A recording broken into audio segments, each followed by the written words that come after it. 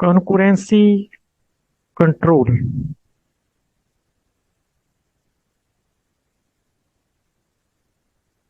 ਕਨਕੁਰੈਂਸੀ ਬਾਰੇ ਆਪਾਂ ਡਿਸਕਸ ਕੀਤਾ ਸੀ ਕਿ ਜਦੋਂ ਇੱਕ ਤੋਂ ਜ਼ਿਆਦਾ ਟ੍ਰਾਂਜੈਕਸ਼ਨਸ ਇੱਕੋ ਟਾਈਮ ਤੇ ਐਗਜ਼ੀਕਿਊਟ ਹੁੰਦੀਆਂ ਨੇ ਟਾਈਮ ਸ਼ੇਅਰਿੰਗ ਦੀ ਮਦਦ ਦੇ ਨਾਲ, ਉਸ ਨੂੰ ਕਨਕੁਰੈਂਸੀ ਕਹਿੰਦੇ ਆ। ਤੇ ਉਹਦੇ ਨਾਲ ਕਾਫੀ ਸਾਰੀਆਂ ਪ੍ਰੋਬਲਮਸ ਰਾਈਜ਼ ਹੁੰਦੀਆਂ ਨੇ, ਜਿਨ੍ਹਾਂ 'ਚ ਇੱਕ ਮੇਨ ਪ੍ਰੋਬਲਮ ਆਪਾਂ ਡਿਸਕਸ ਕਰੀ ਸੀ, ਲੋਸਟ ਅਪਡੇਟ ਪ੍ਰੋਬਲਮ। ਬੜੀ ਕਾਮਨ ਜੀ ਪ੍ਰੋਬਲਮ ਹੈ, ਕਿਉਂਕਿ ਜਿਹਦੇ 'ਚ ਇੱਕ ਟ੍ਰਾਂਜੈਕਸ਼ਨ ਵੱਲੋਂ ਕੀਤੀਆਂ ਹੋਈਆਂ ਚੇਂਜਸ ਲੋਸ ਹੋ ਜਾਂਦੀਆਂ ਨੇ, ਕਿਉਂਕਿ ਦੂਜੀ ਟ੍ਰਾਂਜੈਕਸ਼ਨ ਨੇ ਉਸ ਤੋਂ ਬਾਅਦ ਸੇਮ ਡਾਟਾ ਆਈਟਮ ਨੂੰ ਅਪਡੇਟ ਕਰਿਆ ਹੁੰਦਾ ਹੈ। ਤਾਂ ਇਸ ਨੂੰ ਕੰਟਰੋਲ ਕਰਨ ਦੇ ਸਾਡੇ ਕੋਲੇ ਕੁਝ ਤਰੀਕੇ ਨੇ ਜੋ DBMS RDBMS ਯੂਜ਼ ਕਰਦਾ। ਸਭ ਤੋਂ ਪਹਿਲਾ ਮੈਥਡ ਹੈ ਲੌਕ ਬੇਸਡ ਪ੍ਰੋਟੋਕੋਲਸ। ਪ੍ਰੋਟੋਕੋਲ ਦਾ ਮਤਲਬ ਹੁੰਦਾ ਹੈ ਸੈਟ ਆਫ ਰੂਲਸ। ਲੌਕਿੰਗ ਕਰਨੀ ਹੈ ਅਸੀਂ, ਇੱਕ ਹੁੰਦਾ ਸ਼ੇਅਰਡ ਲੌਕ, ਇੱਕ ਹੁੰਦਾ exclusive lock. Shared lock read lock ਕਹਿੰਦੇ ਆ ਇਸ ਨੂੰ ਅਸੀਂ, ਤੇ ਐਕਸਕਲੂਸਿਵ ਲੌਕ ਹੁੰਦਾ ਉਹ ਰਾਈਟ ਲੌਕ ਉਹਨੂੰ ਕਹਿੰਦੇ ਆ ਅਸੀਂ। ਮਤਲਬ ਜਦੋਂ ਵੀ ਕਿਸੇ ਆਈਟਮ ਨੂੰ ਚੇਂਜ ਕਰਨਾ ਹੁੰਦਾ ਹੈ ਤਾਂ ਅਸੀਂ ਉਹਦੇ ਤੇ ਪਹਿਲਾਂ ਲੌਕ ਲਗਾਉਂਦੀ ਹੈ ਟ੍ਰਾਂਜੈਕਸ਼ਨ, ਫਿਰ ਚੇਂਜ ਕਰਦੀ ਹੈ, ਫਿਰ ਅਨਲੌਕ ਕਰਦੀ ਹੈ। ਜਿੰਨਾ ਚਿਰ ਤੱਕ ਉਹ ਲੌਕ ਲੱਗਿਆ ਹੁੰਦਾ ਦੂਜੀ ਟ੍ਰਾਂਜੈਕਸ਼ਨ ਉਹ 'ਚ ਚੇਂਜਸ ਨਹੀਂ ਕਰ ਸਕਦੀ। ਇਹਦੇ ਨਾਲ ਕੀ ਹੈ ਕਿ ਦੂਸਰੀ ਟ੍ਰਾਂਜੈਕਸ਼ਨ ਉਸਦੇ ਕੰਮ ਨੂੰ ਵਿਚਕਾਰ ਇੰਟਰਪਟ ਨਹੀਂ ਕਰੇਗੀ ਤੇ ਜਿਹੜੀ ਪ੍ਰੋਬਲਮ ਆਈ ਸੀ ਲੋਸਟ ਅਪਡੇਟ ਦੀ ਉਹ ਸੋਲਵ ਹੋ ਜਾਏਗੀ। One way to ensure serializability is to require that data items be accessed in mutually exclusive manner। Mutually exclusive manner ਹੁੰਦਾ ਹੈ ਕਿ ਜਦੋਂ ਸਿਰਫ ਇੱਕ ਟ੍ਰਾਂਜੈਕਸ਼ਨ ਕਿਸੇ ਆਈਟਮ ਨੂੰ ਐਕਸੈਸ ਕਰੇ ਤਾਂ ਦੂਜੀਆਂ ਨੂੰ ਅਲਾਓ ਨਾ ਕੀਤਾ ਜਾਵੇ। ਉਹਨੂੰ ਕਹਿੰਦੇ ਆ ਮਿਊਚੁਅਲੀ ਐਕਸਕਲੂਸਿਵ ਮੈਨਰ। ਜਿਵੇਂ ਆਪਾਂ ATM ਤੇ ਜਾਂਦੇ ਆ ਨਾ, ਤਾਂ ਉੱਥੇ ਜੇ ਆਪਾਂ ਰੂਲਸ ਨੂੰ ਫਾਲੋ ਕਰੀਏ ਤਾਂ ਉਹ ਮਿਊਚੁਅਲੀ ਐਕਸਕਲੂਸਿਵ ਤਰੀਕਾ ਹੈ ਪੈਸੇ ਵਿਦਡਰਾ ਕਰਾਉਣ ਦਾ। ਉੱਥੇ ATM ਜੋ ਰੂਮ ਹੁੰਦਾ ਉਹਦੇ ਅੰਦਰ ਸਿਰਫ ਇੱਕ ਬੰਦਾ ਅਲਾਉਡ ਹੁੰਦਾ ਅਕੋਰਡਿੰਗ ਟੂ ਰੂਲਸ। ਅੰਦਰ ਜਾਏਗਾ, ਪੈਸੇ ਕਢਾਏਗਾ, ਬਾਹਰ ਆਏਗਾ, ਫਿਰ ਦੂਜਾ ਜਾਏਗਾ। ਇਹਨੂੰ ਮਿਊਚੁਅਲੀ ਐਕਸਕਲੂਸਿਵ ਮੈਨਰ ਕਿਹਾ ਜਾਂਦਾ ਹੈ, ਵੀ ਦੋ ਬੰਦੇ ਇਕੱਠੇ ਨਾ ਐਕਸੈਸ ਕਰਨ। ਇੱਥੇ ਟ੍ਰਾਂਜੈਕਸ਼ਨ ਦੀ ਗੱਲ ਹੋ ਰਹੀ ਹੈ, ਦੋ ਟ੍ਰਾਂਜੈਕਸ਼ਨਸ ਇਕੱਠੀਆਂ ਸੇਮ ਡਾਟਾ ਆਈਟਮ ਤੇ ਆਪਰੇਟ ਨਾ ਕਰਨ। That is, while one transaction is accessing the data item, no other transaction can modify that data item। ठीक है, इन्हें mutually exclusive manner कहांगे। The most common method used to implement this requirement is to allow a transaction to access the data item only if it is currently holding a lock on that item। कि सिर्फ वो transaction data item ਨੂੰ access ਕਰ ਸਕੇ ਜਿਹਨੇ ਉਹਦੇ ਤੇ lock ਲਾਇਆ ਹੋਵੇ। ਠੀਕ ਹੈ, ਜਿਹਨੇ ਲੌਕ ਨਹੀਂ ਲਾਇਆ ਉਹਨੂੰ ਅਲਾਓ ਨਹੀਂ ਕਰਨਾ, ਤੇ ਜੇ ਕਿਸੇ ਦਾ ਲੌਕ ਲੱਗਿਆ ਜਿੰਨਾ ਚਿਰ ਤੱਕ ਉਹ ਅਨਲੌਕ ਨਹੀਂ ਹੁੰਦਾ ਦੂਜੀ ਕੋਈ ਲੌਕ ਨਹੀਂ ਲਾ ਸਕਦੀ। ਇਸ ਤਰ੍ਹਾਂ ਨਾਲ ਉਹ ਮਿਊਚੁਅਲੀ ਐਕਸਕਲੂਸਿਵ ਵੇ ਬਣ ਜਾਏਗਾ। ਇਹਦੇ ਲਈ ਸਾਨੂੰ ਦੋ ਤਰ੍ਹਾਂ ਦੇ ਲੌਕਸ ਦੀ ਲੋੜ ਪੈਂਦੀ ਹੈ। ਲੌਕਸ ਨੇ shared lock and exclusive lock. Shared lock ਅਸੀਂ ਰੀਡ ਲੌਕ ਨੂੰ ਜ਼ਿਆਦਾਤਰ ਕਰਦੇ ਹਾਂ। ਜਦੋਂ ਅਸੀਂ ਸਿਰਫ ਰੀਡ ਕਰਨਾ ਹੁੰਦਾ ਕਿਸੇ ਟ੍ਰਾਂਜੈਕਸ਼ਨ ਨੇ ਤਾਂ ਉਹ ਰੀਡ ਲੌਕ ਲਾਉਂਦੀ ਹੈ, ਸ਼ੇਅਰਡ ਲੌਕ ਲਾਉਂਦੀ ਹੈ। If A transaction T has obtained a shared lock, ਇਹਨੂੰ ਅਸੀਂ S ਨਾਲ ਡਿਨੋਟ ਕਰਦੇ ਹਾਂ ਸ਼ੇਅਰਡ ਲੌਕ ਨੂੰ, ਔਨ ਆਈਟਮ Q ਕੋਈ ਡਾਟਾ ਆਈਟਮ ਹੈ, then T can read but can not write Q। ਜੇ ਉਹਨੇ Q ਤੇ T ਮੰਨ ਲਓ ਟ੍ਰਾਂਜੈਕਸ਼ਨ ਹੈ, Q ਮੰਨ ਲਓ ਡਾਟਾ ਆਈਟਮ ਹੈ, ਤਾਂ ਜੇ T ਨੇ ਸ਼ੇਅਰਡ ਲੌਕ ਲਾਇਆ ਹੈ ਤਾਂ ਉਹ Q ਨੂੰ ਸਿਰਫ ਰੀਡ ਕਰ ਸਕਦੀ ਹੈ, ਰਾਈਟ ਨਹੀਂ ਕਰ ਸਕਦੀ। Exclusive lock, if the transaction T has obtained an exclusive lock denoted by X। Exclusive lock ਨੂੰ ਅਸੀਂ X ਨਾਲ ਡਿਨੋਟ ਕਰਦੇ ਹਾਂ, on item Q then T can both read and write on Q। ਜੇ ਮੰਨ ਲਓ ਕਿਸੇ ਟ੍ਰਾਂਜੈਕਸ਼ਨ T ਨੇ ਕਿਸੇ ਆਈਟਮ Q ਤੇ ਐਕਸਕਲੂਸਿਵ ਲੌਕ ਲਾ ਲਿਆ ਤਾਂ ਉਹ ਉਹਨੂੰ ਰੀਡ ਵੀ ਕਰ ਸਕਦੀ ਹੈ ਅਤੇ ਰਾਈਟ ਵੀ ਕਰ ਸਕਦੀ ਹੈ। ਸੋ ਸਿੰਪਲ ਗੱਲ ਹੈ, shared and exclusive blue lock ਨੇ। ਸ਼ੇਅਰਡ ਰੀਡ ਕਰਨ ਦੇ ਲਈ, ਐਕਸਕਲੂਸਿਵ ਰੀਡ ਐਂਡ ਰਾਈਟ ਦੋਨੇ ਕਰ ਸਕਦਾ ਹੈ। ਗ੍ਰਾਂਟਿੰਗ ਆਫ ਲੌਕਸ, ਕੌਣ ਲੌਕ ਲਾ ਸਕਦਾ ਕੌਣ ਨਹੀਂ ਇਹ ਵੀ ਡਿਸਾਈਡ ਕਰਨਾ ਪਏਗਾ, ਕਿਉਂਕਿ ਜੇ ਇੱਕ ਨੇ ਲੌਕ ਲਾਇਆ ਫਿਰ ਦੂਜਾ ਨਹੀਂ ਲਾ ਸਕਦਾ। ਤਾਂ ਵੈਨ ਇਹ ਟ੍ਰਾਂਜੈਕਸ਼ਨ ਰਿਕੁਐਸਟ ਦੇ ਲੌਕ, ਮੰਨ ਲਓ ਕਿਸੇ ਟ੍ਰਾਂਜੈਕਸ਼ਨ ਨੇ ਕੋਈ ਆਈਟਮ Q ਨੂੰ ਐਕਸੈਸ ਕਰਨਾ ਹੈ ਤੇ ਉਹ ਲੌਕ ਲਾਉਣਾ ਚਾਹੁੰਦੀ ਹੈ on a data item in a particular mode ਕਿਹੜਾ ਉਹੀ ਸ਼ੇਅਰਡ ਜਾਂ exclusive, and no other transaction has a lock on the same data item in a conflicting mode, the lock can be granted. Conflicting mode मतलब कि मान लो पहला किसी ने exclusive lock लाया, दूजी कहती है मैं इतने शेयर्ड लाना है, तो कन्फ्लिक्टिंग मोड हो गया। ठीक है, इस करके वो अलाउ नहीं किया जाएगा। कदों अलाउ किया जाएगा? when a transaction requests a lock on the data item in a particular mode and no other transaction has a lock on that same item in a conflicting mode, the lock can be granted। ਜੇ ਇੱਕ transaction ਕਿਸੇ particular data item ਤੇ lock ਲਾਉਣਾ ਚਾਹੁੰਦੀ ਹੈ ਅਤੇ ਉਸ item ਦੇ ਉੱਤੇ ਕਿਸੇ ਹੋਰ ਟ੍ਰਾਂਜੈਕਸ਼ਨ ਦੁਆਰਾ ਕੋਈ ਕਨਫਲਿਕਟਿੰਗ ਮੋਡ ਵਿੱਚ ਲੌਕ ਨਹੀਂ ਲੱਗਿਆ ਹੋਇਆ, ਤਾਂ ਉਸ ਨੂੰ ਉਹ ਲੌਕ ਲਾਉਣ ਦੇ ਦਿੱਤਾ ਜਾਂਦਾ ਹੈ। ਠੀਕ ਹੈ, that can be granted when a transaction T requests a lock on data item Q, for example, in a particular mode M मतलब कोई मोड एक्सक्लूसिव ਜਾਂ shared ਦੋਹਾਂ ਚੋਂ ਕੋਈ। the concurrency control manager ਜਿਹੜਾ DBMS ਜਾਂ RDBMS ਚ ਕੰਮ ਕਰਦਾ ਹੈ, grants the lock provided that ਉਹ grant ਕਰੇਗਾ, ਉਹ lock allow ਕਰੇਗਾ। ਠੀਕ ਹੈ, ਉਹਦੇ ਅੰਦਰ ਇੱਕ ਸੌਫਟਵੇਅਰ ਆਈਟਮ ਹੁੰਦੀ ਹੈ, ਇੱਕ ਯੂਟਿਲਿਟੀ ਕਹਿ ਲਓ, ਇੱਕ ਸਰਵਿਸ ਕਹਿ ਸਕਦੇ ਹੋ ਤੁਸੀਂ, ਮੈਨੇਜਰ ਹੈ ਜਿਹੜਾ ਕੰਕਰੈਂਸੀ ਕੰਟਰੋਲ ਮੈਨੇਜਰ, ਉਹ ਲੌਕ ਅਲਾਉ ਕਰਦਾ ਜਾਂ ਨਹੀਂ ਕਰਦਾ, ਉਹ ਇਹ ਚੀਜ਼ਾਂ ਤਿੰਨ ਦੋ ਚੈੱਕ ਕਰੇਗਾ ਤਾਂ ਉਹ ਅਲਾਉ ਕਰੇਗਾ। ਉਹ ਕਿਵੇਂ ਅਲਾਉ ਕਰੇਗਾ? There is no other transaction holding a lock on Q in the mode that conflicts with him. ਬਈ ਉੱਥੇ ਕੋਈ ਇੱਦਾਂ ਦੀ ਹੋਰ ਟ੍ਰਾਂਜੈਕਸ਼ਨ ਟੀ ਨਹੀਂ ਹੈ ਜਿਹਨੇ ਕਿਊ ਦੇ ਉੱਤੇ ਲੌਕ ਲਾਇਆ ਹੋਵੇ ਅਤੇ ਉਹ ਕਨਫਲਿਕਟਿੰਗ ਹੋਵੇ, ਪਹਿਲਾਂ ਜਿਹੜਾ ਲੌਕ ਡਿਮਾਂਡ ਕੀਤਾ ਜਾ ਰਿਹਾ ਉਹਦੇ ਨਾਲ ਕਨਫਲਿਕਟ ਨਾ ਕਰਦਾ ਹੋਵੇ। ਕਿਵੇਂ? ਜਿਵੇਂ ਸ਼ੇਅਰਡ ਲੌਕ ਹੈ, ਉਹ ਇੱਕ ਤੋਂ ਜ਼ਿਆਦਾ ਟ੍ਰਾਂਜੈਕਸ਼ਨ ਲਾ ਸਕਦੀਆਂ ਨੇ, ਉਹ ਕਨਫਲਿਕਟ ਨਹੀਂ ਕਰਦਾ। ਸ਼ੇਅਰਡ ਐਕਸਕਲੂਸਿਵ ਨਾਲ ਕਨਫਲਿਕਟ ਕਰਦਾ। ਜਿਵੇਂ ਦੋ ਟ੍ਰਾਂਜੈਕਸ਼ਨ ਨੇ ਸ਼ੇਅਰਡ ਲੌਕ ਲਾਉਣਾ ਲਾ ਸਕਦੀਆਂ ਨੇ, ਕਿਉਂਕਿ ਰੀਡ ਹੀ ਕਰਨਾ, ਕੋਈ ਫਰਕ ਨਹੀਂ ਪੈਂਦਾ। ਸ਼ੇਅਰਡ ਲੌਕ ਮਲਟੀਪਲ ਟ੍ਰਾਂਜੈਕਸ਼ਨ ਦੁਆਰਾ ਸੇਮ ਟਾਈਮ ਤੇ ਲਾਇਆ ਜਾ ਸਕਦਾ ਹੈ, ਉੱਥੇ ਕਨਫਲਿਕਸ਼ਨ ਨਹੀਂ ਹੈ, ਉੱਥੇ ਅਲਾਉ ਕਰ ਦੇਗਾ। ਪਰ ਜੇ ਮੰਨ ਲਓ ਕਨਫਲਿਕਟ ਹੋ ਰਿਹਾ, ਪਹਿਲਾਂ ਐਕਸਕਲੂਸਿਵ ਲੱਗਿਆ, ਦੂਜਾ ਸ਼ੇਅਰਡ ਲਾਉਣਾ ਚਾਹੁੰਦੀ ਹੈ, ਤਾਂ ਉਹ ਨਹੀਂ ਅਲਾਉ ਕਰੇਗਾ। ਦੋ ਐਕਸਕਲੂਸਿਵ ਨਹੀਂ ਲੱਗਦੇ ਹੁੰਦੇ ਕਿਉਂਕਿ ਚੇਂਜਸ ਹੋਣੀਆਂ ਨੇ।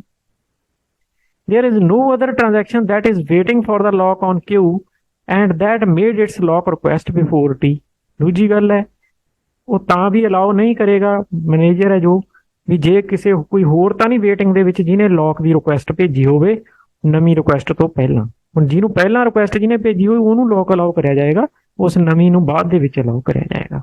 ਸੋ ਦੋ ਗੱਲਾਂ ਨੇ, ਜਾਂ ਤਾਂ ਪਹਿਲਾਂ ਉਹਦੇ ਤੇ ਲੌਕ ਨਾ ਲੱਗਿਆ ਹੋਵੇ ਕਨਫਲਿਕਟਿੰਗ ਮੋਡ 'ਚ, ਦੂਸਰਾ ਕੋਈ ਹੋਰ ਟ੍ਰਾਂਜੈਕਸ਼ਨ ਨੇ ਪਹਿਲਾਂ ਇਹ ਰਿਕੁਐਸਟ ਲੌਕ ਲਾਉਣ ਦੀ ਨਾ ਭੇਜੀ ਹੋਵੇ ਤਾਂ ਲੌਕ ਗ੍ਰਾਂਟ ਕਰ ਦਿੱਤਾ ਜਾਂਦਾ ਹੈ। ਟੂ ਫੇਜ਼ ਲੌਕਿੰਗ, ਹੁਣ ਗੱਲ ਹੋ ਗਈ ਗ੍ਰਾਂਟ ਦੀ ਵੀ ਠੀਕ ਹੋ ਗਿਆ, ਦੋ ਤਰ੍ਹਾਂ ਦੇ ਲੌਕ ਵੀ ਆਪਾਂ ਪੜ੍ਹ ਲਏ। ਹੁਣ ਉਹ ਲੌਕ ਲੱਗਣਗੇ ਕਿਸ ਤਰ੍ਹਾਂ ਨਾਲ, ਤਰੀਕੇ ਕਿਹੜੇ ਨੇ? ਤਾਂ ਸਾਡੇ ਕੋਲੇ two phase locking protocol system ਹੈ। Two phase locking 2PL protocol ਵੀ ਕਹਿ ਦਿੰਦੇ ਆ। ਇਹਦੇ 'ਚ ਕੀ ਹੈ, ਇੱਕ ਗਰੋਇੰਗ ਫੇਜ਼ ਹੁੰਦਾ, ਇੱਕ ਸ਼ਰਿੰਕਿੰਗ ਫੇਜ਼। ਦੋ ਫੇਜ਼ ਦੇ ਵਿੱਚ ਲੌਕਿੰਗ ਲੱਗਦੀ ਹੈ। ਗਰੋਇੰਗ ਫੇਜ਼ ਦੇ ਵਿੱਚ ਲੌਕ ਸਿਰਫ ਲੱਗਦੇ ਨੇ, ਰਿਲੀਜ਼ ਨਹੀਂ ਕੀਤੇ ਜਾਂਦੇ। ਸ਼ਰਿੰਕਿੰਗ ਦੇ ਵਿੱਚ ਸਿਰਫ ਲੌਕ ਰਿਲੀਜ਼ ਕੀਤੇ ਜਾਂਦੇ ਨੇ, ਲਾਏ ਨਹੀਂ ਜਾਂਦੇ। ਤਾਂ ਸਿੰਪਲ ਹੈ, ਸਮਝਣਾ ਕੋਈ ਵੱਡੀ ਗੱਲ ਨਹੀਂ ਹੈ। One protocol that ensures serializability is the two-phase locking protocol. Two-phase locking protocol. This protocol requires that each transaction issue lock and unlock requests in two phases. पहला phase growing phase, a transaction may obtain locks but may not release any lock. Transaction ने जिन्ने भी lock लाने ने, जिन्नियां भी आइटमां ते लाने ने, वो एडवांस दे विच पहला ला लेगी, किसी लॉक नूं अनलॉक नहीं करेगी। ये होएगा ग्रोइंग फेज। दूसरा होएगा shrinking phase. The transaction may release locks but may not obtain any new locks. ਜਦੋਂ ਇੱਕ ਵਾਰ ਸ਼ਰਿੰਕਿੰਗ ਫੇਜ਼ ਸ਼ੁਰੂ ਹੋ ਗਿਆ, ਉਹ ਨਵੇਂ ਲੌਕ ਨਹੀਂ ਲਾ ਸਕਦੀ, ਉਹ ਸਿਰਫ ਜਿਹੜੇ ਲੱਗੇ ਹੋਏ ਲੌਕ ਨੇ ਉਹਨਾਂ ਨੂੰ ਇੱਕ ਇੱਕ ਕਰਕੇ ਹਟਾਈ ਜਾਏਗੀ, ਜਿਹਨੂੰ ਕਹਾਂਗੇ ਰਿਲੀਜ਼ਿੰਗ ਦ ਲੌਕਸ। ਇਨੀਸ਼ੀਅਲੀ ਇਹ transaction is in growing phase. ਜਦੋਂ ਸ਼ੁਰੂ ਹੁੰਦੀ ਹੈ ਟ੍ਰਾਂਜੈਕਸ਼ਨ, ਉਹ ਲੌਕ ਲਾਉਣੇ ਸ਼ੁਰੂ ਕਰੂਗੀ, ਇਹਦਾ ਮਤਲਬ ਗਰੋਇੰਗ ਫੇਜ਼ 'ਚ ਚੱਲੇਗੀ। ਦ transaction acquires locks as needed. Once the transaction releases a lock, ਜਦੋਂ ਇੱਕ ਵਾਰ ਉਹ ਲੌਕ ਰਿਲੀਜ਼ ਕਰ ਦਿੰਦੀ ਹੈ, it enters the shrinking phase, ਉਹ shrinking phase 'ਚ ਆ ਜਾਏਗੀ। and it can issue no more lock requests। ਉਸ ਤੋਂ ਬਾਅਦ ਉਹ ਨਵੇਂ ਲੌਕ ਨਹੀਂ ਲਾ ਸਕੇਗੀ। ਠੀਕ ਹੈ, ਇਹ ਹੈ ਟੂ ਫੇਜ਼ ਲੌਕਿੰਗ ਪ੍ਰੋਟੋਕੋਲ ਦਾ ਸਿਸਟਮ। ਇਹ ਆਪਾਂ ਇੱਥੇ ਲੋਸਟ ਅਪਡੇਟ ਪ੍ਰੋਬਲਮ ਜਿਹੜੀ ਡਿਸਕਸ ਕਰੀ ਸੀ ਆਪਾਂ, ਉਹਦੇ ਤੇ ਇਸ ਨੂੰ ਅਪਲਾਈ ਕਰਕੇ ਦੇਖਦੇ ਹਾਂ। ਪਹਿਲਾਂ ਤਾਂ ਉਸ ਪ੍ਰੋਬਲਮ ਨੂੰ ਆਪਾਂ ਦੁਬਾਰਾ ਚੈੱਕ ਕਰ ਲਈਏ ਵੀ ਇਹ ਕੀ ਪ੍ਰੋਬਲਮ ਸੀ। ਠੀਕ ਹੈ, ਜਿਵੇਂ ਇੱਥੇ ਸਾਡੇ ਕੋਲੇ ਆ ਉੱਪਰ ਮੈਂ ਜਿਹੜਾ ਦਿਖਾਇਆ ਹੋਇਆ ਹੈ, ਇਹ ਸ਼ਡਿਊਲ ਹੈ ਜਿਸ ਦੇ ਵਿੱਚ ਲੋਸਟ ਅਪਡੇਟ ਪ੍ਰੋਬਲਮ ਆ ਰਹੀ ਹੈ। ਆ ਨੀਚੇ ਵਾਲੇ ਸ਼ਡਿਊਲ 'ਚ ਲੋਸਟ ਅਪਡੇਟ ਪ੍ਰੋਬਲਮ ਨਹੀਂ ਆ ਰਹੀ, ਕਿਉਂਕਿ ਇੱਥੇ ਅਸੀਂ ਟੂ ਫੇਜ਼ ਲੌਕਿੰਗ ਯੂਜ਼ ਕੀਤੀ ਹੈ। ਇਹਦੇ ਵਿੱਚ ਟੂ ਫੇਜ਼ ਲੌਕਿੰਗ ਯੂਜ਼ ਨਹੀਂ ਹੋਈ ਇੱਥੇ ਪ੍ਰੋਬਲਮ ਆ ਰਹੀ ਹੈ। ਦੇਖੋ ਕਿਵੇਂ ਆ ਰਹੀ ਹੈ। T1 ਇੱਕ ਟ੍ਰਾਂਜੈਕਸ਼ਨ ਹੈ, T2 ਇੱਕ ਟ੍ਰਾਂਜੈਕਸ਼ਨ ਹੈ। ਪਿੱਛੇ ਜਿਹੜੀ ਹੈ ਵੈਲਿਊ ਦਿੱਤੀ ਗਈ ਹੈ ਨਾਲ ਕਿ ਉਸ ਵੇਲੇ ਕਿਸੇ ਆਈਟਮ ਦੀ ਕਿੰਨੀ ਵੈਲਿਊ ਹੈ। ਇੱਕ ਬੈਲੈਂਸ ਨਾਂ ਦਾ ਵੇਰੀਏਬਲ ਹੈ। ਬੈਲੈਂਸ ਜਿਵੇਂ ਮੰਨ ਲਓ ਬੈਂਕ ਅਕਾਊਂਟ ਹੈ, ਉਹੀ ਐਗਜ਼ਾਮਪਲ ਲਈ ਜਾ ਰਹੀ ਹੈ ਵੀ ਬੈਂਕ ਅਕਾਊਂਟ ਦੇ ਵਿੱਚ ਇੱਕ ਬੈਲੈਂਸ ਹੈ ਤੁਹਾਡਾ, ਕਿੰਨਾ ਬੈਲੈਂਸ ਹੈ, ਤੁਹਾਡੀ ਅਮਾਊਂਟ ਕਿੰਨੀ ਹੈ, ਉਹਦੀ ਵੈਲਿਊ ਹੈ 100 ਰੁਪਏ। ਠੀਕ ਹੈ। ਜਿਸ ਵੇਲੇ ਨਾ T1 ਸ਼ੁਰੂ ਹੋਈ ਨਾ T2 ਸ਼ੁਰੂ ਹੋਈ, ਉਸ ਵੇਲੇ ਉਹਦੇ 'ਚ 100 ਰੁਪਈਆ ਸੀ। ਉਸ ਤੋਂ ਬਾਅਦ ਸਭ ਤੋਂ ਪਹਿਲਾਂ ਸ਼ੁਰੂ ਹੋ ਰਹੀ ਹੈ T2, ਜਿਹਨੇ ਬਿਗਿਨ ਟ੍ਰਾਂਜੈਕਸ਼ਨ, ਉਹਦੀ ਪਹਿਲੀ ਜਿਹੜੀ ਹੈ ਇੱਥੋਂ ਸ਼ੁਰੂ ਹੋ ਗਈ ਟ੍ਰਾਂਜੈਕਸ਼ਨ, ਉਸ ਵੇਲੇ ਇੱਥੇ 100 ਰੁਪਈਆ ਸੀ। T2 ਨੇ ਰੀਡ ਕੀਤਾ ਬੈਲੈਂਸ X, ਜਦੋਂ ਰੀਡ ਕਰੇਗੀ 100 ਹੀ ਰੀਡ ਕਰੇਗੀ, 100 ਰੀਡ ਕਰ ਲਿਆ। T1 ਨੇ ਵੀ ਆਪਣਾ ਕੰਮ ਸ਼ੁਰੂ ਕਰਤਾ, T1 ਨੇ ਵੀ ਰੀਡ ਕਰ ਲਿਆ ਬੈਲੈਂਸ X। ਹੁਣ T1 ਜਦੋਂ ਰੀਡ ਕਰੇਗੀ ਉਹ ਵੀ 100 ਹੀ ਰੀਡ ਕਰੇਗੀ, ਕਿਉਂਕਿ ਦੋਨਾਂ ਨੇ 100 ਰੀਡ, ਦੋਨਾਂ ਨੂੰ 100 ਹੀ ਵੈਲਿਊ ਤਾਂ 100 ਹੀ ਹੈ ਨਾ, ਬੈਲੈਂਸ X ਅਜੇ ਬਦਲਿਆ ਤਾਂ ਹੈ ਨਹੀਂ। ਤਾਂ ਦੋਨਾਂ ਨੇ ਪਹਿਲਾਂ ਇਹਨੇ ਰੀਡ ਕਰ ਲਿਆ T2 ਨੇ, ਉਹਨੇ ਵੀ 100 ਰੀਡ ਕੀਤਾ, ਫਿਰ T1 ਨੇ ਰੀਡ ਕੀਤਾ, ਉਹਨੇ ਵੀ 100 ਰੀਡ ਕੀਤਾ। ਤਾਂ ਉਸ ਤੋਂ ਬਾਅਦ T2 ਨੇ ਬੈਲੈਂਸ ਦੇ ਵਿੱਚ 100 ਰੁਪਈਆ ਵਧਾਤਾ, ਬੈਲੈਂਸ ਦੇ ਵਿੱਚ 100 ਵਧਾਤਾ, ਮੀਨਸ 100 + 100 200 ਹੋ ਗਿਆ। ਲੇਕਿਨ ਹਜੇ ਰਾਈਟ ਨਹੀਂ ਕੀਤਾ, ਡਾਟਾਬੇਸ 'ਚ ਹਜੇ 100 ਹੀ ਹੈ, ਸਿਰਫ ਉਹਨੇ ਕੈਲਕੂਲੇਟ ਕੀਤਾ, ਜਮ੍ਹਾਂ ਕਰ ਲਿਆ ਮੈਮਰੀ 'ਚ। ਜਦੋਂ ਰਾਈਟ ਕਰੇਗੀ ਉਦੋਂ 200 ਜਾਏਗਾ ਡਾਟਾਬੇਸ 'ਚ, ਡਾਟਾਬੇਸ ਦੇ ਵਿੱਚ ਅਜੇ 100 ਹੀ ਹੈ। ਇਧਰਲੇ ਪਾਸਿਓਂ T1 ਨੇ ਬੈਲੈਂਸ ਦੇ ਵਿੱਚ 10 ਘਟਾਏ ਨੇ। ਹੁਣ T1 ਨੇ ਜਿਹੜਾ ਬੈਲੈਂਸ ਰੀਡ ਕੀਤਾ ਸੀ ਉਹ 100 ਸੀ, 100 ਚੋਂ 10 ਘਟਾਏ ਮਤਲਬ ਬੈਲੈਂਸ 90 ਹੋ ਗਿਆ। ਇਹਦੇ ਹਿਸਾਬ ਨਾਲ ਤਾਂ 90 ਹੀ ਹੋਇਆ, T1 ਦੇ ਲਈ ਤਾਂ ਉਹ 90 ਹੀ ਹੋਇਆ, ਕਿਉਂਕਿ T1 ਨੇ ਬੈਲੈਂਸ ਜਿਹੜਾ ਰੀਡ ਕਰਿਆ ਸੀ ਉਹ 100 ਰੀਡ ਕਰਿਆ ਸੀ। T2 ਨੇ ਉਹ ਬੈਲੈਂਸ 200 ਕਰਤਾ, ਪਰ ਹਜੇ ਰਾਈਟ ਨਹੀਂ ਕਰਿਆ ਬੈਲੈਂਸ, ਕਿਉਂਕਿ ਉੱਥੇ ਹਜੇ ਡਾਟਾਬੇਸ 'ਚ ਉਹਨੇ ਰਾਈਟ ਨਾ ਕਰਿਆ ਕਰਕੇ ਉੱਥੇ ਹਜੇ 100 ਹੀ ਹੈ। ਇਸ ਤੋਂ ਬਾਅਦ T2 ਨੇ ਆਪਦਾ ਬੈਲੈਂਸ ਜਿਹੜਾ ਬਣਾਇਆ 200 ਬਣਾਇਆ, ਜਿਹੜਾ ਇਹਨੇ ਇੱਥੇ ਕੈਲਕੂਲੇਟ ਕਰਕੇ ਉਹ ਉਹਨੇ ਰਾਈਟ ਕਰਤਾ, ਰਾਈਟ ਕਰਨ ਨਾਲ ਡਾਟਾਬੇਸ 'ਚ ਚਲਿਆ ਗਿਆ 200, ਡਾਟਾਬੇਸ 'ਚ 200 ਰਾਈਟ ਹੋ ਗਿਆ। ਇਹ T2 ਨੇ ਰਾਈਟ ਕੀਤਾ, ਪਰ T1 ਨੂੰ ਇਸ ਗੱਲ ਦਾ ਨਹੀਂ ਪਤਾ। T1 ਨੇ ਤਾਂ ਆਪਣਾ 90 ਕੈਲਕੂਲੇਟ ਕਰਕੇ ਰੱਖਿਆ ਹੋਇਆ। ਉਸ ਤੋਂ ਬਾਅਦ ਜਦੋਂ T1 ਨੇ ਬੈਲੈਂਸ ਨੂੰ ਰਾਈਟ ਕੀਤਾ, ਉਹਨੇ ਆਪਦਾ 90 ਰਾਈਟ ਕਰਤਾ, ਆਹ ਦੇਖੋ। ਤਾਂ ਜਿਹੜਾ 200 ਕੈਲਕੂਲੇਟ ਹੋਇਆ ਸੀ ਉਹ ਪਤਾ ਨਹੀਂ ਕਿੱਥੇ ਲੋਸਟ ਹੋ ਗਿਆ, ਕਿਉਂਕਿ T1 ਨੇ T2 ਦੇ ਜਿਹੜੀ ਚੇਂਜ ਕੀਤੀ ਉਹਨੂੰ ਓਵਰਰਾਈਡ ਕਰਤਾ। ਉਹਨੂੰ ਪਤਾ ਹੀ ਨਹੀਂ ਸੀ ਕਿ T2 ਨੇ ਉਸ ਬੈਲੈਂਸ ਨੂੰ ਬਦਲਿਆ ਹੋਇਆ ਇਨ ਬਿਟਵੀਨ। ਰੀਡ ਕਰਨ ਵੇਲੇ ਦੋਨਾਂ ਨੇ 100 ਰੀਡ ਵੈਲਿਊ ਕੀਤੀ, ਦੋਨੋਂ ਪੈਰਲਲੀ ਚੱਲੀਆਂ, ਕਨਕੂਰੈਂਟਲੀ ਚੱਲੀਆਂ, ਇਹਨੂੰ ਕਹਿੰਦੇ ਆ ਕਨਕੂਰੈਂਸੀ। ਇਹ ਕਨਕੂਰੈਂਟਲੀ ਚੱਲੀਆਂ, ਉਹਨੇ ਆਪਦੀ ਕੈਲਕੂਲੇਸ਼ਨ ਕੀਤੀ, ਉਹਨੇ ਆਪਦੀ ਕੀਤੀ, ਪਰ ਹੁਣ ਜਿਹਨੇ ਪਹਿਲਾਂ ਰਾਈਟ ਕਰਤੀ ਉਹਦੀ ਜਿਹੜੀ ਚੇਂਜ ਹੈ ਉਹ ਬਾਅਦ 'ਚ ਰਾਈਟ ਕਰਨ ਵਾਲੇ ਨੇ ਲੋਸ ਕਰਤੀ। ਇਹਨੂੰ ਕਹਿੰਦੇ ਆ ਲੋਸਟ ਅਪਡੇਟ ਪ੍ਰੋਬਲਮ। ਤਾਂ ਈਜ਼ੀ ਗੱਲ ਹੈ, ਸਮਝਣ ਵਾਲੀ ਤੇ ਇੰਟਰਸਟਿੰਗ ਵੀ ਹੈ। ਤੇ ਉਸ ਤੋਂ ਬਾਅਦ ਆ ਕਮਿਟ ਹੋਏ ਨੇ, ਕਮਿਟ ਦਾ ਮਤਲਬ ਹੁੰਦਾ ਪਰਮਾਨੈਂਟਲੀ ਸੇਵ ਹੋ ਜਾਣਾ। ਇਹ ਚਾਹੇ ਕਮਿਟ ਹੋਏ ਨੇ ਜਿਹੜੇ 90 ਕਮਿਟ ਹੋਇਆ, ਮਤਲਬ ਡਾਟਾਬੇਸ 'ਚ ਇਸ ਵੇਲੇ 90 ਹੈ, ਮਤਲਬ 100 ਚੋਂ 10 ਘਟ ਗਏ, ਜਿਹੜਾ 100 ਵਧਿਆ ਸੀਗਾ ਉਹਦਾ ਕਿਤੇ ਪਤਾ ਹੀ ਨਹੀਂ ਲੱਗਿਆ। ਇਹੀ ਚੀਜ਼ ਲੋਸਟ ਅਪਡੇਟ ਹੈ। ਹੁਣ ਇਹਨੂੰ ਸੋਲਵ ਕਰਨ ਦੇ ਲਈ ਟੂ ਫੇਜ਼ ਲੌਕਿੰਗ ਪ੍ਰੋਟੋਕੋਲ ਕਿਵੇਂ ਮਦਦ ਕਰਦੀ ਹੈ। ਨੀਚੇ ਵਾਲਾ ਜਿਹੜਾ ਸ਼ੈਡਿਊਲ ਹੈ ਇੱਥੇ ਅਸੀਂ ਟੂ ਫੇਜ਼ ਲੌਕਿੰਗ ਲਗਾਈ ਹੈ। ਕਿਵੇਂ ਆ ਦੇਖੋ, ਸਭ ਤੋਂ ਪਹਿਲਾਂ ਬੈਲੈਂਸ ਜਿਹੜਾ ਸੀ ਉਹ 100 ਰੁਪਈਆ ਸੀ, ਠੀਕ ਹੈ। ਹੁਣ T2 ਨੇ ਜੇ ਪਹਿਲਾਂ ਟ੍ਰਾਂਜੈਕਸ਼ਨ ਸ਼ੁਰੂ ਕੀਤੀ ਹੈ ਤਾਂ ਉਹ ਇਹਦੇ ਤੇ ਪਹਿਲਾਂ ਲੌਕ ਲਾਏਗੀ। ਇਹਨੇ ਰਾਈਟ ਲੌਕ ਲਾਇਆ, ਜਿਹਨੂੰ ਅਸੀਂ ਕਹਿੰਦੇ ਆ ਐਕਸਕਲੂਸਿਵ ਲੌਕ। ਰਾਈਟ ਲੌਕ ਲਾ ਲਿਆ ਬੈਲੈਂਸ X ਤੇ, ਬੈਲੈਂਸ ਦੀ ਵੈਲਿਊ 100 ਹੀ ਹੈ, ਰਾਈਟ ਲੌਕ ਲਾ ਲਿਆ। ਰਾਈਟ ਲੌਕ ਲਾਇਆ ਤਾਂ ਉਸ ਤੋਂ ਬਾਅਦ ਰੀਡ ਕੀਤੀ, ਪਹਿਲਾਂ ਰਾਈਟ ਲੌਕ ਲਾਇਆ, ਫਿਰ ਰੀਡ ਕੀਤਾ ਬੈਲੈਂਸ 100 ਰੀਡ ਕੀਤਾ, 100 ਨੂੰ 200 ਬਣਾਇਆ, ਫਿਰ ਉਸ ਤੋਂ ਬਾਅਦ 200 ਰਾਈਟ ਕਰਤਾ। ਆਹ ਦੇਖੋ, ਠੀਕ ਹੈ। ਇਹਨੇ ਆਪਦੇ ਕੰਮ ਸੀਕੁਐਂਸ਼ਲੀ ਕਰ ਲਏ, ਰੀਡ ਕਰਿਆ, ਬੈਲੈਂਸ ਵਧਾਇਆ। ਉਹ ਕਿਉਂ ਨਹੀਂ ਰੀਡ ਕਰ ਸਕੀ? ਕਿਉਂਕਿ ਲੌਕ ਲੱਗਿਆ ਸੀ, ਉਹਨੂੰ ਵੇਟ ਕਰਨਾ ਪਿਆ, ਇੱਥੇ ਤੱਕ ਉਹਨੂੰ ਵੇਟ ਕਰਨਾ ਪਿਆ। ਉਹ ਰੀਡ ਹੀ ਨਹੀਂ ਕਰ ਸਕੀ ਬੈਲੈਂਸ X ਨੂੰ, ਕਿਉਂਕਿ ਬੈਲੈਂਸ X ਦੀ ਵੈਲਿਊ ਤੇ ਲੌਕ ਲਾ ਦਿੱਤਾ ਸੀ T2 ਨੇ।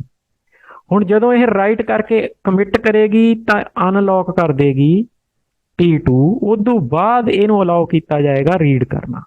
ਤਾਂ T1 ਨੇ ਰੀਡ ਕਰਿਆ, ਕਿੰਨਾ ਰੀਡ ਕਰਿਆ? 200, ਕਿਉਂਕਿ ਉਹਨੇ ਆਪਣਾ ਕੰਮ ਖਤਮ ਕਰ ਚੁੱਕੀ ਹੈ ਉਹ T2।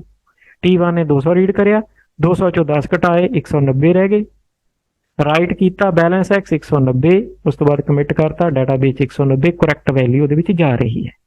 ਵੈਰੀ ਇੰਟਰਸਟਿੰਗ ਕਿ ਕਿਵੇਂ ਲੋਸਟ ਅਪਡੇਟ ਪ੍ਰੋਬਲਮ ਨੂੰ ਅਸੀਂ ਟੂ ਫੇਜ਼ ਲੌਕਿੰਗ ਦੇ ਨਾਲ ਸੋਲਵ ਕਰ ਸਕਦੇ ਹਾਂ।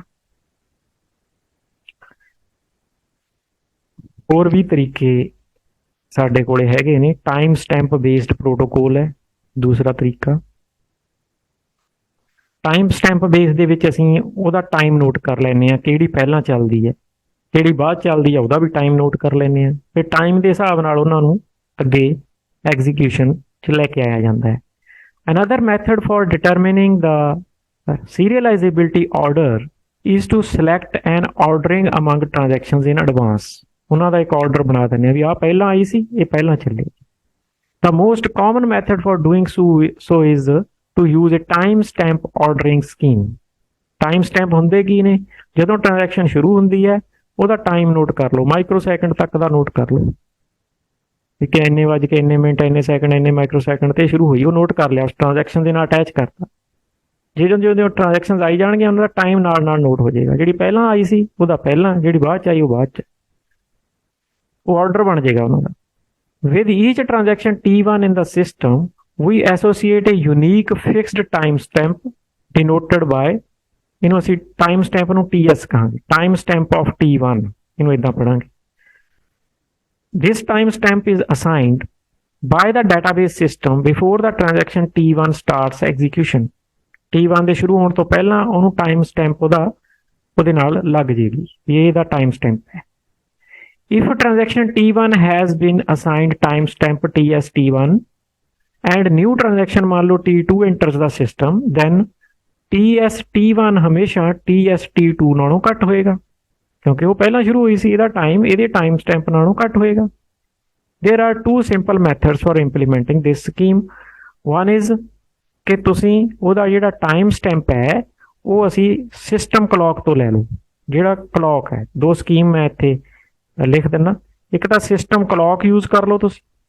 ਸਿਸਟਮ ਕਲੌਕ ਕੀ ਹੈ ਵੀ ਸਿਸਟਮ ਦਾ ਜਿਹੜਾ ਟਾਈਮ ਹੈ, ਤੁਹਾਡੇ ਕੰਪਿਊਟਰ ਸਿਸਟਮ ਦਾ ਜਿਹੜਾ ਟਾਈਮ ਆ ਰਿਹਾ ਉਹਦੇ ਵਿੱਚ, ਉਹਦੇ ਤੋਂ ਹੀ ਟਾਈਮ ਅਸੀਂ ਚੱਕ ਲਓ, ਉਹ ਟਾਈਮ ਸਟੋਰ ਕਰ ਲਓ।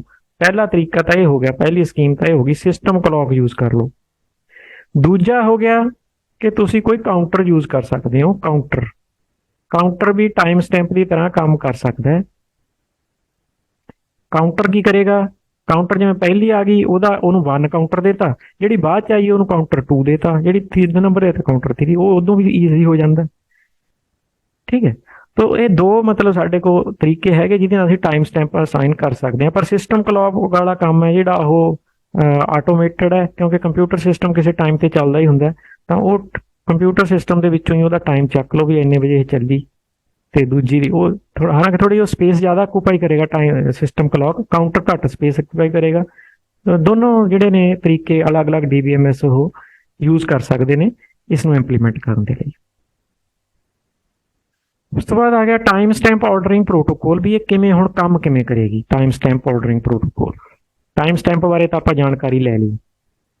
The timestamp ordering protocol ensures serializability among transactions in their conflicting read and write operations। ਕਿਉਂਕਿ ਜੇ ਕਨਫਲਿਕਟ ਨਹੀਂ ਕਰ ਰਹੇ ਫਿਰ ਤਾਂ ਕੋਈ ਪ੍ਰੋਬਲਮ ਹੀ ਨਹੀਂ ਹੈ, ਜੇ ਕਨਫਲਿਕਟ ਕਰ ਰਹੇ ਨੇ ਤਾਂ ਪ੍ਰੋਬਲਮ ਹੈ। ਜਦੋਂ ਕਨਫਲਿਕਟ ਕਰ ਰਹੇ ਨੇ ਉਦੋਂ ਅਸੀਂ ਫਿਰ ਟਾਈਮ ਸਟੈਂਪ ਚੈੱਕ ਕਰਦੇ ਹੁੰਦੇ ਹਾਂ। This is the responsibility of the protocol system that the conflicting pair of tasks should be executed according to the timestamp value of the transaction।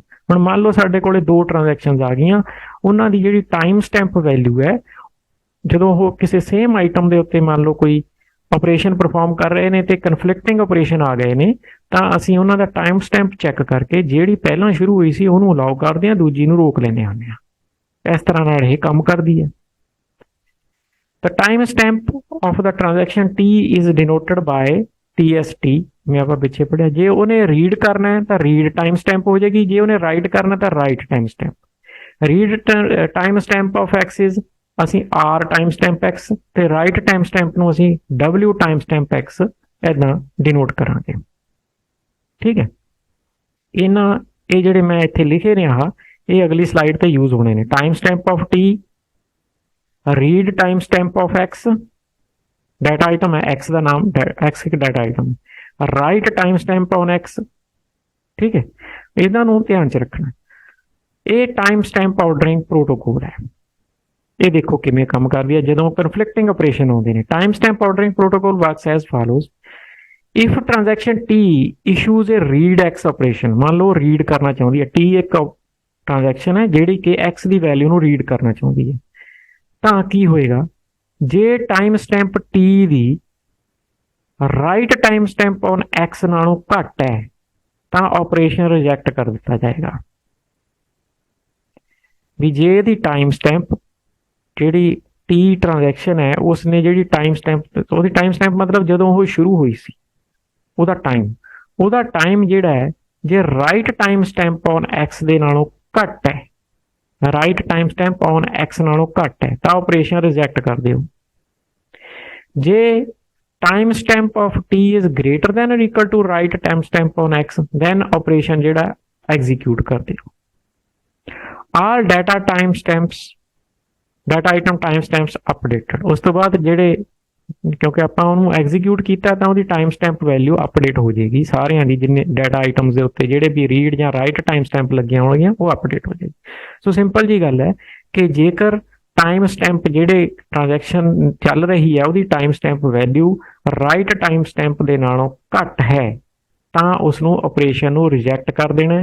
ਜੇ timestamp value right time stamp ਨਾਲੋਂ ਜ਼ਿਆਦਾ ਹੈ ਤਾਂ allow ਕਰ ਦੇਣਾ। ਉਸ ਤੋਂ ਬਾਅਦ ਜੋ ਵੀ ਹੋਏਗਾ ਉਹਦੀ ਟਾਈਮ ਸਟੈਂਪ ਵੈਲਿਊਜ਼ ਨੂੰ ਅਪਡੇਟ ਕਰ ਦਿੱਤਾ ਜਾਏਗਾ ਤਾਂ ਜੋ ਅਗਲੀ ਵਾਰ ਜੇ ਇਦਾਂ ਦੀ ਪ੍ਰੋਬਲਮ ਆਈ ਤਾਂ ਉਹ ਨਵੀਆਂ ਟਾਈਮ ਸਟੈਂਪ ਵੈਲਿਊਜ਼ ਯੂਜ਼ ਕੀਤੀਆਂ ਜਾਣਗੀਆਂ।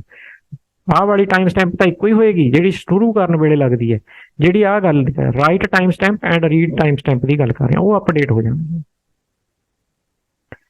ਉਸ ਤੋਂ ਬਾਅਦ if transaction T issues a write X operation, ਮੰਨ ਲਓ ਰਾਈਟ ਕਰਨਾ ਚਾਹੁੰਦੀ ਹੈ, ਫਿਰ ਵੀ if time stamp of t is less than read time stamp of x, then operation is rejected. If time stamp of t is less than write stamp of x, then operation rejected and t is rolled back। ਇਹ t ਹੈ, ਆਈ ਵੈਸੇ ਹੀ ਪੈ ਗਿਆ, t is rolled back, ਵੀ t ਨੂੰ cancel ਕਰ ਦਿਓ। ਇੱਥੇ ਦੋ ਆਪਰੇਸ਼ਨ ਹੋ ਗਏ, ਇੱਥੇ ਤਾਂ ਰੀਡ ਕਰ ਰਹੇ ਸੀ, ਇੱਥੇ ਤਾਂ ਰੀਡ ਕਰ ਰਹੇ ਸੀ। ਜੇ time stamp right time stamp ਜਿਹੜਾ ਆ ਉਹ ਉਹਦੇ ਨਾਲੋਂ ਘੱਟ ਸੀਗੀ ਟਾਈਮ ਸਟੈਂਪ ਵੈਲਿਊ ਤਾਂ ਰਿਜੈਕਟ ਕਰਤਾ, ਜੇ ਜ਼ਿਆਦਾ ਸੀਗੀ ਤਾਂ ਐਗਜ਼ੀਕਿਊਟ ਕਰਤਾ। ਇਹਦਾ ਮਤਲਬ ਹੈ ਕਿ ਇਹ ਆਪਰੇਸ਼ਨ, ਇਹ ਜਿਹੜੀ ਟਾਈਮ ਸਟੈਂਪ ਹੈ, ਇਹ ਜਿਹੜੀ ਟ੍ਰਾਂਜੈਕਸ਼ਨ ਹੈ ਬਾਅਦ ਚ ਸ਼ੁਰੂ ਹੋਈ ਹੈ, ਬਾਅਦ ਚ ਸ਼ੁਰੂ ਹੋਈ ਹੈ ਤਾਂ ਉਹਨੂੰ ਕੋਈ ਪ੍ਰੋਬਲਮ ਨਹੀਂ ਹੈ, ਉਹ ਆਪਾਂ ਐਗਜ਼ੀਕਿਊਟ ਕਰ ਦਾਂਗੇ। ਐਕਸ ਦੇ ਉੱਤੇ ਜਿਹੜਾ ਟਾਈਮ ਸਟੈਂਪ ਲੱਗਿਆ ਉਹਦੇ ਨਾਲੋਂ ਬਾਅਦ ਚ ਸ਼ੁਰੂ ਹੋਈ ਹੈ ਇਸ ਟ੍ਰਾਂਜੈਕਸ਼ਨ, ਤਾਂ ਇਸ ਕਰਕੇ ਉਸਨੂੰ ਅਸੀਂ ਅਲਾਉ ਕਰ ਦਿੱਤਾ ਸੀ। ਜਿੱਥੋਂ ਤੱਕ ਰਾਈਟ ਆਪਰੇਸ਼ਨ ਦਾ ਸਵਾਲ ਹੈ, ਰਾਈਟ ਆਪਰੇਸ਼ਨ ਜਿਹੜੇ ਹੈ, ਰਾਈਟ ਆਪਰੇਸ਼ਨ ਇੱਕ ਬੜਾ ਕ੍ਰਿਟੀਕਲ ਆਪਰੇਸ਼ਨ ਹੈ ਕਿਉਂਕਿ ਇਹਦੇ ਵਿੱਚ ਜਿਹੜੀ ਹੈ ਲੋਸਟ ਅਪਡੇਟ ਪ੍ਰੋਬਲਮ ਇਹਦੇ ਚ ਆਉਂਦੀ ਹੈ ਜ਼ਿਆਦਾਤਰ। ਤਾਂ ਆਪਾਂ ਇੱਥੇ ਚੈੱਕ ਕਰ ਰਹੇ ਹਾਂ ਉਸੇ ਤਰ੍ਹਾਂ ਨਾਲ ਵੀ ਜੇਕਰ ਟਾਈਮ ਸਟੈਂਪ ਵੈਲਿਊ ਜਿਹੜੀ ਅਸੀਂ ਟ੍ਰਾਂਜੈਕਸ਼ਨ ਚਲਾ ਰਹੇ ਹਾਂ ਉਹਦੀ ਵੈਲਿਊ ਰੀਡ ਟਾਈਮ ਸਟੈਂਪ ਦੇ ਨਾਲੋਂ ਘੱਟ ਹੈ ਤਾਂ ਆਪਰੇਸ਼ਨ ਰਿਜੈਕਟ ਹੋ ਜਾਵੇ। ਮਤਲਬ ਇਹ ਜਿਹੜੀ ਟ੍ਰਾਂਜੈਕਸ਼ਨ ਹੈ ਇਹ ਪਹਿਲਾਂ ਸ਼ੁਰੂ ਹੋਈ ਹੈ ਤੇ ਰੀਡ ਕਿਸੇ ਨੇ ਕਰ ਲਿਆ ਬਾਅਦ ਚ, ਜੇ ਕਿਸੇ ਹੋਰ ਨੇ ਰੀਡ ਕਰ ਲਿਆ ਤਾਂ ਇਹਦਾ ਮਤਲਬ ਇਹ ਹੋਇਆ ਕਿ ਉਹ ਕੋਈ ਹੋਰ ਟ੍ਰਾਂਜੈਕਸ਼ਨ ਜਿਹੜੀ ਹੈ ਐਕਸ ਨੂੰ ਰੀਡ ਕਰ ਰਹੀ ਹੈ, ਇਸ ਕਰਕੇ ਇਹਨੂੰ ਅਲਾਉ ਨਹੀਂ ਕਰਨਾ, ਆਪਰੇਸ਼ਨ ਰਿਜੈਕਟ ਹੋ ਜਾਏਗਾ। ਜੇ timestamp value of T is less than write timestamp of X, ਫਿਰ ਵੀ ਰਿਜੈਕਟ ਕਰਨਾ ਹੈ। ਇਹਦਾ ਮਤਲਬ ਇਹੀ ਹੋਇਆ ਵੀ ਆਹ ਜਿਹੜੀ ਟਾਈਮ ਸਟੈਂਪ ਹੈ ਇਸ ਟ੍ਰਾਂਜੈਕਸ਼ਨ ਜਿਹੜੀ ਇਹ ਸ਼ੁਰੂ ਹੋਈ ਹੈ ਇਹ ਪਹਿਲਾਂ ਸੀ, ਉਸ ਤੋਂ ਬਾਅਦ ਕਿਸੇ ਨੇ ਰਾਈਟ ਕੀਤਾ ਹੈ, ਉਹਨੇ ਰਾਈਟ ਸਟੈਂਪ ਉਹਦੇ ਤੇ ਲੱਗੀ ਹੋਈ ਹੈ ਤਾਂ ਕਿਸੇ ਹੋਰ ਟ੍ਰਾਂਜੈਕਸ਼ਨ ਨੇ ਉਹਨੂੰ ਰਾਈਟ ਕੀਤਾ ਹੈ, ਤਾਂ ਆਪਰੇਸ਼ਨ ਰਿਜੈਕਟ ਕਰੋ ਅਤੇ ਰੋਲ ਬੈਕ ਕਰ ਦਿਓ ਟੀ ਨੂੰ, ਵੀ ਇਹਨੇ ਜੇ ਕੁਝ ਮਾੜਾ ਮੋਟਾ ਕੰਮ ਕਰਿਆ ਉਹਨੂੰ ਵੀ ਕੈਂਸਲ ਕਰ ਦਿਓ ਕਿਉਂਕਿ ਇਹਦਾ ਇਫੈਕਟ ਫਿਰ ਅੱਗੇ ਗਲਤ ਪਜੇਗਾ, ਲੋਸਟ ਅਪਡੇਟ ਪ੍ਰੋਬਲਮ ਆ ਜਾਏਗੀ, ਉਹਨੂੰ ਕੈਂਸਲ ਕਰ ਦਿਓ। ਜੇ ਇਹ ਦੋਨੋਂ ਕੰਡੀਸ਼ਨਾਂ ਸਹੀ ਨਹੀਂ ਹੈਗੀਆਂ, ਫਾਲਸ ਨੇ, ਫਿਰ ਆਪਾਂ ਆਪਰੇਸ਼ਨ ਨੂੰ ਐਗਜ਼ੀਕਿਊਟ ਕਰ ਦਿੰਦੇ ਹਾਂ। ਵੀ ਮੰਨ ਲਓ ਟੀ ਐਸ ਦੀ ਵੈਲਿਊ ਗ੍ਰੇਟਰ ਹੈ ਜਾਂ ਇਕੁਅਲ ਹੈ, ਜਾਂ ਇਹ ਚੀਜ਼ ਗ੍ਰੇਟਰ ਹੈ ਜਾਂ ਇਕੁਅਲ ਹੈ, ਤਾਂ ਅਸੀਂ ਅਲਾਉ ਕਰ ਦਿੰਦੇ ਹਾਂ ਵੀ ਟ੍ਰਾਂਜੈਕਸ਼ਨ ਬਾਅਦ ਚ ਸ਼ੁਰੂ ਹੋਈ ਹੈ, ਰੀਡ ਰਾਈਟ ਪਹਿਲਾਂ, ਉਹ ਜਿਹੜੀ ਦੂਜੇ ਟ੍ਰਾਂਜੈਕਸ਼ਨ ਦੇ ਨੇ ਉਹ ਪਹਿਲਾਂ ਦੇ ਹੋਏ, ਇਸ ਕਰਕੇ ਅਸੀਂ ਆਪਰੇਸ਼ਨ ਅਲਾਉ ਕਰ ਦਿੰਦੇ ਹਾਂ। ਇਹ time stamp ordering protocol. Thomas right rule, ਇਹ ਉਹੀ ਚੀਜ਼ ਹੈ ਜਿਹੜੀ ਆਪਾਂ ਪਿੱਛੇ ਪੜ੍ਹੀ, ਥੋੜੀ ਜਿਹੀ ਇੰਪਰੂਵਮੈਂਟ ਹੈ ਇਹਦੇ ਵਿੱਚ। It presents a modification to the time stamp ordering protocol that allows greater potential concurrency than does the time stamp ordering protocol। ਇਹ ਜ਼ਿਆਦਾ ਕਨਕਰੈਂਸੀ ਅਲਾਉ ਕਰੇਗੀ। ਜ਼ਿਆਦਾ ਕਨਕਰੈਂਸੀ ਦਾ ਮਤਲਬ ਹੈ ਕਿ ਆ ਜਿਹੜਾ ਪਿੱਛੇ ਆਪਾਂ ਕਰਿਆ ਨਾ, ਆਪਾਂ ਦੋਨੇ ਵਾਰ ਰਿਜੈਕਟ ਕਰ ਰਹੇ ਹਾਂ, ਇੱਥੇ ਵੀ ਰਿਜੈਕਟ ਇੱਥੇ ਵੀ ਰਿਜੈਕਟ, ਇਹਦੇ ਨਾਲ ਕਨਕਰੈਂਸੀ ਘਟ ਜੇਗੀ। ਕਨਕਰੈਂਸੀ ਘਟਣੀ ਮਤਲਬ ਰਿਸੋਰਸ ਯੂਟਿਲਾਈਜੇਸ਼ਨ ਘਟੇਗੀ, ਥਰੂਪੁੱਟ ਘਟੇਗੀ, ਉਹ ਵੀ ਨਹੀਂ ਅਸੀਂ ਘਟਾਉਣੀ ਚਾਹੁੰਦੇ।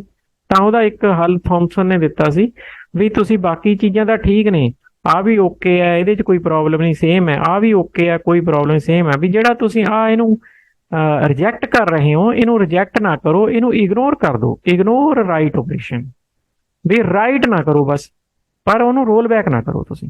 ਇਹਦੇ 'ਚ ਆਪਾਂ ਰੋਲ ਬੈਕ ਕਰ ਦਿੰਦੇ ਹਾਂ। ਰੋਲ ਬੈਕ ਦਾ ਮਤਲਬ ਹੋ ਗਿਆ ਕਿ ਸਾਰਾ ਕੰਮ ਕਰਿਆ ਕਰਾਇਆ ਪਿੱਛੇ ਚਲਾ ਗਿਆ, ਫਿਰ ਦੁਬਾਰਾ ਸ਼ੁਰੂ ਕਰੋ। ਉਹਦੇ ਨਾਲ ਤਾਂ ਫਿਰ ਕੀ ਹੋਇਆ ਕਿ ਉਹ ਹੋਰ ਜ਼ਿਆਦਾ ਡਿਲੇ ਹੋ ਜਾਏਗਾ, ਕੰਮ ਹੌਲੀ ਹੋਏਗਾ, ਥਰੂਪੁੱਟ ਘਟੇਗੀ। ਤੇ ਇਸ ਨੂੰ ਉਹਨੇ ਇੰਪਰੂਵ ਕੀਤਾ ਵੀ ਤੁਸੀਂ ਜਿਹੜਾ ਰਾਈਟ ਆਪਰੇਸ਼ਨ ਕਰ ਰਹੇ ਹੋ ਉਹਨੂੰ ਇਗਨੋਰ ਕਰ ਦਿਓ, ਉਹਨੂੰ ਨਾ ਕਰੋ, ਬਾਕੀ ਸਾਰਾ ਕੁਝ ਚੱਲੀ ਜਾਣ ਦਿਓ।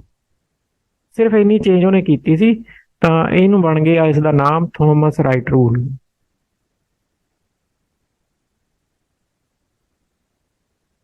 ਵੈਲੀਡੇਸ਼ਨ ਬੇਸਡ ਪ੍ਰੋਟੋਕੋਲਸ, ਤੀਜਾ ਤਰੀਕਾ ਇਹ ਹੋ ਗਿਆ ਵੈਲੀਡੇਸ਼ਨ ਬੇਸਡ ਪ੍ਰੋਟੋਕੋਲਸ।